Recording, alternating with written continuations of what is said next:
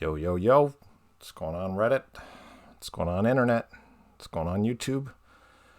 We were all hanging out on OC Poetry on Reddit, talking about stuff and joking around, having a good time. Come join us there, people. It's fun. And, just getting into some stuff, talking about how, it ain't easy. And it's not hard. It's really difficult to evaluate your own work. And I'm going to put my money where my mouth is, people. We're going to evaluate some of my own poetry. Some stuff I wrote a long time ago that, maybe I don't work on that much anymore and I've kind of given up trying to revise. And we'll talk about why that is and, when I read these poems now, how I react. And you guys let me know. So a lot of people are interested. Okay, what type of stuff do you write? Well, maybe I don't write exactly like this anymore, but it's still part of who I am. Okay, so this poem, The City in the Cave, I'm blind. I only know how much is behind me from pushing my back against the traffic, sound, and ambling toward unpeopled places where machines rust and die. So that's the opening gambit of the poem. This very short first line, I'm blind, full stop there. So it's a very bold proposition. It doesn't say, what if I'm blind? It states it as a fact. I find that a little pretentious, difficult. I mean, what if I actually were a blind person reading this poem or hearing about this poem? There's a kind of insensitivity to it. I'm kind of appropriating this kind of cliche device of the kind of the blind poet or blind composer, Beethoven, Homer. It's cliche. So what do I do with this cliche? Okay, well, one good cliche deserves another. So I introduce another shop-worn image, this dog. I guess this poem imagines yellow eyes, stone paws, inked nose. You are a better guide, since shaft ways are silent. Okay, otherwise I'm going to die and fall down the shaft, since even the most deceptive crook will never fast-talk you. Okay, so I'm losing it a little bit. I've wrote the poem, so I know what I'm talking about, but I think readers are probably pretty much lost at this point. You teach how memory paints the present. I don't know what that, okay. Memory paints the present? What? Pleasures once tasted yet persist? What? Rotting deliciously, multiplying their sense, they may be dug up and re-ingested afresh, but we're in a city. How are you going to dig up any of this stuff? The poem doesn't make sense. A lot of interesting ideas, but they're based on cliche. There's kind of poor follow-through. The poem doesn't really do that much observing. Then it goes back to cliche at the end. Without you, my dog, my pen. Now it's an ars poetica. It's about the act of creation. Okay, it's too much. Next. Hard-earned. Haha. Okay. Until we break the vase, we can't trust its dignifying faults. Again, another of this straight-up proposal. There's no qualification on it. It's just stating this as a fact. But what? I can trust its dignifying faults without having to break it. Why break it? Why does the poem suggest breaking it? But in these lacerating details, the curves of women and men. Which curves of women and men? What face are we looking at? Is this like Grecian urn from Keats? If so, come out and say so, you idiot. Celebrating together require patchworking the scar. We revolve and refill and retell you. Retell this. Poem's just bad. Okay, Jim Jarmusch's Ghost Dog. Okay, we saw a Jim Jarmusch poem on OC Poetry, and I was like, ooh, Jim Jarmusch poem. Ooh, those are always bad. You shouldn't write poems about Jim Jarmusch movies. And I was like, ooh. I have one. So if you haven't seen Ghost Dog, I don't know. Okay, I've outgrown a lot of Jim Jarmusch's stuff, but whatever. Okay, it's a movie. It's fine.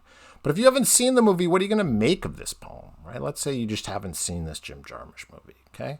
You and that French guy marvel at a boat being built on the roof of a Jersey tenement. Okay, again, that's just a lot of explaining the poem needs to do. It doesn't give us any imagery. It says that French guy. That's very off-putting for the poem to do that. It's very much like you're either in the know or I don't care about you as the speaker of this poem. You don't understand his monologue. Now I'm pushing people further away, and he doesn't understand you either, pushing even further away. Who's going to survive this winnowing process? I have no readers left at this point. But the scaffolded boat is like a great ribcage. Oh, so there's an image. There's poetry. Poetry, imagery is good to put in poems. Smart thinking there, champ. Okay. Made to house a hope that won't fit anywhere else. Great. Oh, that's interesting language. Too bad you pretty much killed every single reader before they got there. How did you learn to handle your sword? Why is there a sword in this poem now? The cuts you practice with the katana after tending pigeons? More narration.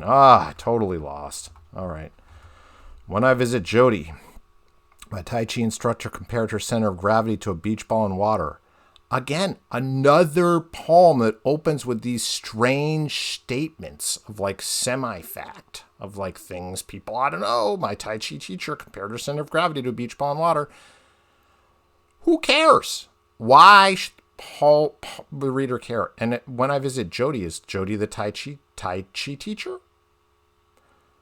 Okay, when pushed, it turns, springs, and slips away. My interest is slipping away. I travel a long distance to visit a dancer. Is it the Tai Chi teacher whose father keeps a dog? Is that the Tai Chi teacher? In a steep yard behind the deck. What happened to the Tai Chi teacher? I release them. Why is he doing this? In a swamp. Why is there a swamp? What the heck, guy? There's too many things going on in this poem. It's way too complicated. Okay. Eulogy for some ambulance. Okay, I'm not sure I knew what a eulogy really was, but I guess I decided I wanted to write one. Bold move. Corridors, : Let's just put a colon there. Handrail car is sparse. Okay, now, okay, yeah. Oof. Broadway lots, graffiti glows, Wow, this really is a Reddit poem. Here we go, Reddit. Here's a poem for you. This would fit right in the OC vibe so well. Voice, : Show you a colon.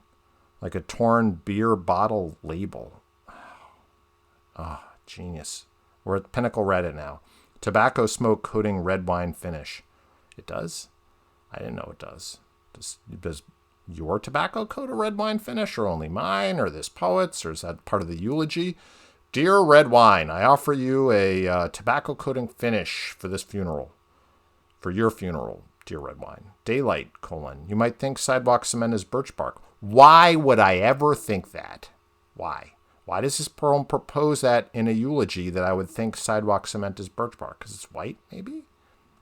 Because I'm on drugs? Is that what this poem is about? That skyscrapers are bald-faced mountains? That's sort of interesting. But why would I think that rationally? Mistake, : to think every morning cabs skim over black. Okay, so, you guys get the idea. Yikes. Career Guy poem 2. So I guess I wrote a lot of these Career Guy poems. Holding down a job ain't easy, folks. I get it. When it wasn't easy for me, and went through a lot of different employers, and it sucks. So yeah, it would be more fun getting high and chilling with my homies and writing poems, playing video games, but God, dude's got to eat. I am a pinched hourglass, the brains above, the sex below. Okay, that makes me think like a woman, because it's like, you got breasts here and then like the hips and stuff. But that's not. I'm supposed to be, I think the speaker's a guy, career guy, it's a little confusing. Every moment tumbling like dust down a manhole. Does dust really tumble down manholes? I can't really think that that's a routine thing. The tightening aperture of my future. Why is it tightening? Because you're a loser? Okay, loser guy. Narrows into focus. What happened to the sex part? Dumb is the device that can capture but not comprehend. Is that you? Because I can capture sort of this poem but not comprehend it. So maybe you're just insulting me. Old boy. Old man. Okay, well, you weren't old back then. I'll tell you that. You might be old now, but you weren't old then. Boss's boy. Penny in the bank. Marking days. So that's interesting, sort of lyrical. Okay, well, you guys get the idea. Yeah, all these poems have some interesting language in them, some interesting occasion. Sometimes there's descriptive moments that are good or fun or interesting, but, there's just not enough. And especially we see this pattern over and over again. If they're coming out strong with these propositions made as statements, which is just not working in most of these poems, or just complete and total disregard of the reader. Like in this poem, you and that French guy marvel at a boat being built on the roof of a Jersey tenement. And then following up, you don't understand his monologue and he doesn't understand you either. It's total disregard, and it just gets even worse. The reader's attention, the reader's interest, the reader's ability to relate to the poem and its ideas is completely and totally a low priority in all of these. Like this again and again. And that would be something that I really like you guys to think about, and what I try to bring as an attention when I'm discussing poetry on OC. You could have the most amazing visual imagination ever, but if you can't lead the reader in and hold the reader's attention and respect the reader, that's the thing. There's a disrespect for the reader's imagination that I want to keep my imagination pure or something, that it's like my space in my head, and like if I don't let you into my head, that's your problem. But it's not. I need to actually be able to effectively embody the space between my ears in the words between the lines. If the beginning and end of the lines don't embody effectively those items from my imagination, I have failed. And this idea that you could kind of go halfway or even 20% or be completely and totally opaque in many of these poems is a very big misunderstanding about what the project of poetry is all about, which is it's a shared space for the reader and the poet together, because the poet is finite. The poet will die, or the poet will, not be there with the poem to explain it.